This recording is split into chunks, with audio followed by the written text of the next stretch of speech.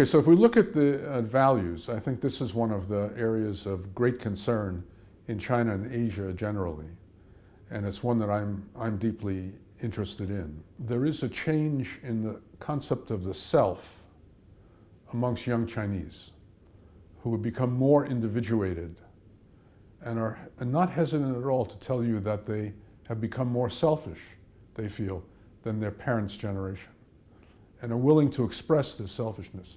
You could see this both in a positive and a negative vein. And you see it not just in China, but in many such societies.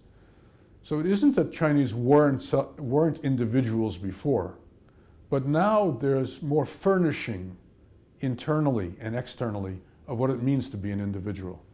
There's a more elaborated language to talk about the self. The more things you can express the self with, in a material way, from buying things for yourself, in a personal way, by turning to religion, which we're seeing a huge uptick in interest in religion in China today, in Buddhism, in Christianity, in Islam. Okay? It's important to recognize there are many religions represented in China today. There are probably 100 million Christians. There are 55 million Muslims. There are hundreds and hundreds of millions of Buddhists. And why are people turning to those values? They're turning to that because of a sense that there must be more to life than economics, and a sense of something missing in terms of the meaning of things in life. And I think, again, this is a very positive turn in my view. It shows a deepening of concern with what really matters in people's lives. And the other side of this is this tension between good and bad aspects of values. The bad aspects of values are the selfishness leading to simple materialism and less attention to others. This is a generation whose parents distrust whether they'll give them support in later life, whether they're committed to filiality. They are a lot less committed to filiality from all the studies that we've done show, but not uncommitted, just a lot less committed, perhaps, to filiality. But this is a generation more interested in horizontal relationships than vertical ones. So classically, Chinese society was about vertical relations between elders and young, parents and children. Now the relationships between peers, love relationships in the context of the conjugal relationships in marriage, these have become the more significant relationships. Again, you can see a positive side and a negative side to this. The positive side turns on is this too narrow and too self-interested in interest.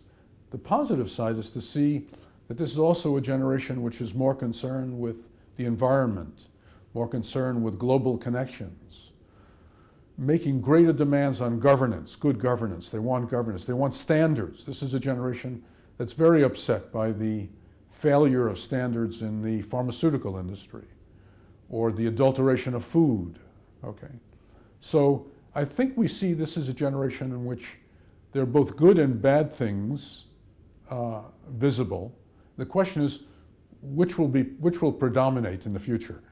I'm making no predictions about which will predominate, but I think we can see the basis for transformative change in Chinese society. And I think that transformative change begins with the individual, begins on the individual level. And that is a different kind of individual is coming forward in Chinese society today as the young person. And that's where we should be attentive to, well, what kinds of relationships to the political realm, to the economic realm, to security issues will this individual bring? And I would begin with the issue of aging, because this is going to radically change Chinese society. You're going to have a society which by 2050, 40% of people will be over 60 years of age. Can they count on their families for elder care? I think that's a question mark. With the weakening of filial relationships, will the kids be there in a big way to help take care of the elderly in their homes, living together, multi-generational living. Will that continue in the Chinese setting? Will there be greater use of institutions, institutionalizing the elderly in nursing homes, etc.? Will the elderly themselves resort more to retirement communities, or even to moving? The middle-class elderly in China, we're beginning to see evidence that they're going to move out of the cities back to their villages, to their ancestral villages, building nice homes and being able to live there much cheaper, in a much cheaper way than they can in the cities, renting out their place in the cities, and maybe returning when they are ill or when they get really old for better health care. Health care, a huge problem in China today, a tremendous amount of distrust because of corruption in the healthcare system. You want to get an operation and be sure the surgeon's going to be there for the operation, you give a hung bao, you give money in an envelope in order to be able to assure yourself of quality care. What looks like a public healthcare system of widespread access turns out to be much more of a privatized system with more limited access depending on what you're able to afford.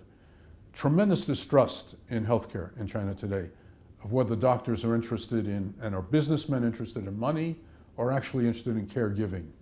That's going to be an increasing tension in the future, and that'll have great significance for an aging population, which is going to have more heart disease, more cancer, is going to be entering the age where we see Alzheimer's disease and other forms of dementia. And there's a great concern about who's going to give that care. New institutions going to appear. I think this is something that we're just at the beginning of, and we need to see a lot more of. But this suggests that Chinese society in the future is going to be a different society, and we have to look at it in a different way than we have in the past. So I mentioned aging. We talked about values. We talked about health care. There are other aspects of this as well, which is on the positive side, I'd say. It's only in the last 15 or 20 years that we've routinely seen substantial numbers of middle-class Chinese be happy, be able to go out with their kids or grandkids and buy a meal. I'm a New Yorker, so I believe when the going gets tough, the tough go shopping, and I have a lot of Chinese friends who sort of agree with me. I think to be able to see people go out and buy things for themselves, to have a good time, basically. What we took as routine in the West for a long period of time, you could not take as routine in China until the last 15 or 20 years, it seems to me. One of the most amazing things in the Beijing Olympics, I think, was to see so many people out on the street having a good time. Okay? I would say that quest for happiness is a relatively new quest in China, is increasing across large sectors of the society, and is different than things have been for some time in China. So I see that as a great change. Also, this quest for meaning, this quest for spiritual meaning, for religious meaning, for moral meaning, I see that as a great story today. There's the sense that there's widespread cynicism, the sort of disbelief in communist ideology spread to Confucianism and the Chinese tradition, with a lot of cynicism about the Chinese tradition. I think Chinese are looking today for meaning in a variety of domains. This great Confucian tradition has weakened. At the same time, it's remarkable to see this widespread search for meaning, for moral meaning. And I think that speaks highly of, especially of the young, and what they want for their lives.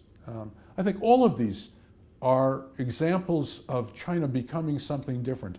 And frankly, I don't think there's any China scholar or anyone who spends their time thinking about China who can put their arms around the extraordinary changes that China is undergoing today and can make sense of what we're seeing. What I'm reporting to you are bits and pieces, threads, if you will, of a tapestry that no one has been able to weave together about what China is today. What we do know, it's very different than it's been in the past, and it's going to be very different in the future.